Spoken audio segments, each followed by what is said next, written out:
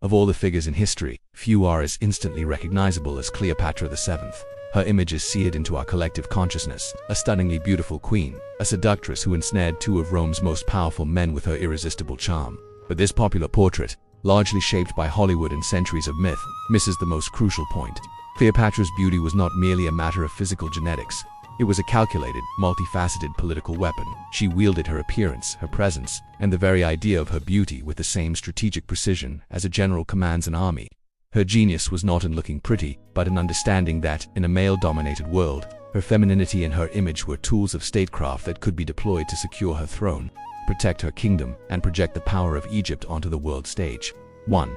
The myth of conventional beauty. First, we must dismantle the idea that Cleopatra was a supermodel by modern standards. The historical accounts are surprisingly ambiguous on this point. Plutarch, our most detailed source, wrote that her beauty was in itself not altogether incomparable, nor was it such as to strike those who saw her. He clarifies that it was her presence that was truly captivating. The charm of her conversation was something bewitching. The most concrete evidence we have, her portraits on coins, reinforces this. The coins minted during her reign show a woman with a strong, prominent nose, a determined chin, and a manly jawline. She is not depicted as a delicate flower, but as a powerful, intelligent, and commanding ruler. This was intentional. Her face on currency was a tool of propaganda, meant to convey authority and legitimacy, not to be a pit. Cleopatra's true beauty lay in her intellect, her famed wit, and her magnetic charisma. She was a highly educated polyglot, reportedly fluent in 9 languages, who could converse directly with foreign dignitaries without an interpreter, a staggering display of respect and intelligence. This was the foundation upon which she built her arsenal of allure. 2. The power of divine presentation. Cleopatra understood that she was more than just a woman. She was the living embodiment of a nation. She masterfully crafted her public image to align herself with the most powerful goddess in the Egyptian pantheon, Isis. Isis was the divine mother, the goddess of magic, fertility, and the throne itself. By presenting herself as the earthly incarnation of Isis, Cleopatra was not just dressing up, she was making a profound political statement, ritual and spectacle. She appeared in public in elaborate, ritualistic processions, dressed in the finest linen robes, adorned with sacred jewelry, and wearing the specific diadem of Isis. This wasn't a fashion choice. It was a performance of divine right. Maternal symbolism. As Isis, she positioned herself as the mother of the Egyptian people, responsible for their well-being and the land's prosperity. This fostered loyalty and framed her rule as a sacred duty, unassailable authority. To challenge Cleopatra was to challenge the goddess Isis herself. Her beauty was thus transformed into a sacred, untouchable aura of power.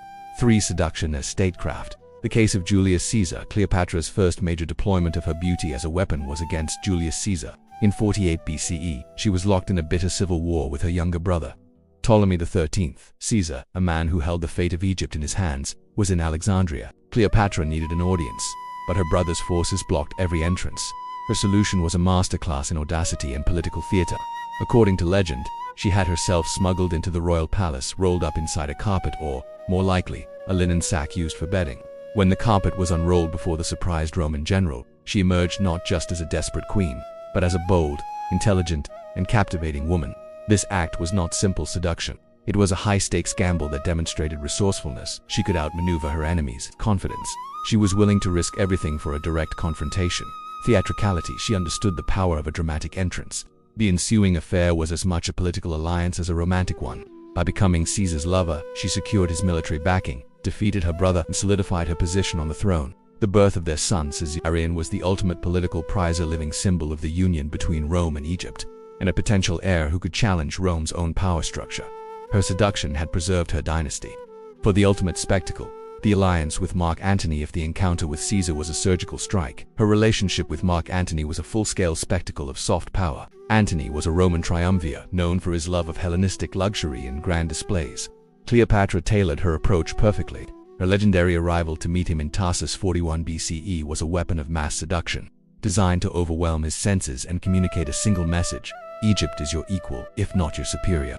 Plutarch describes the scene in breathtaking detail. She sailed up the river Cydnus in a barge with gilded stern and outspread sails of purple, while oars of silver beat time to the music of flutes and pipes.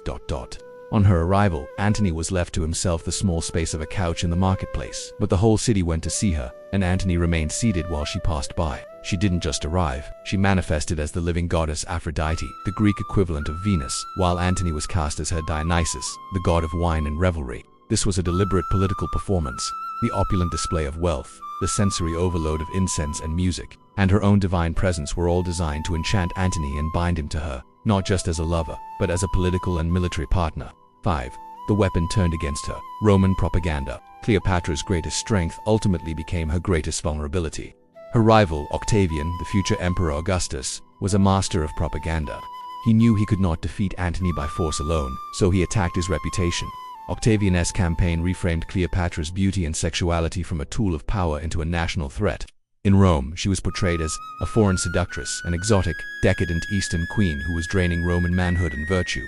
A witch, a sorceress who had used black magic to enslave a great Roman hero. A drunkard, a morally corrupt figure whose influence was destroying Antony. The war against Antony and Cleopatra was framed not as a Roman civil war, but as a righteous crusade to save Rome from a foreign temptress. The very weapon Cleopatra had used to build alliances was turned against her, poisoning Roman public opinion and justifying Octavian's invasion of Egypt. Conclusion: Cleopatra's beauty was never just about a pretty face. It was a complex and sophisticated instrument of power. It was the charisma of her intellect, the divinity of her public persona as Isis, the audacity of her political theater, and the strategic use of her relationships. She understood that in a world of swords and armies, the power of an image could be just as decisive.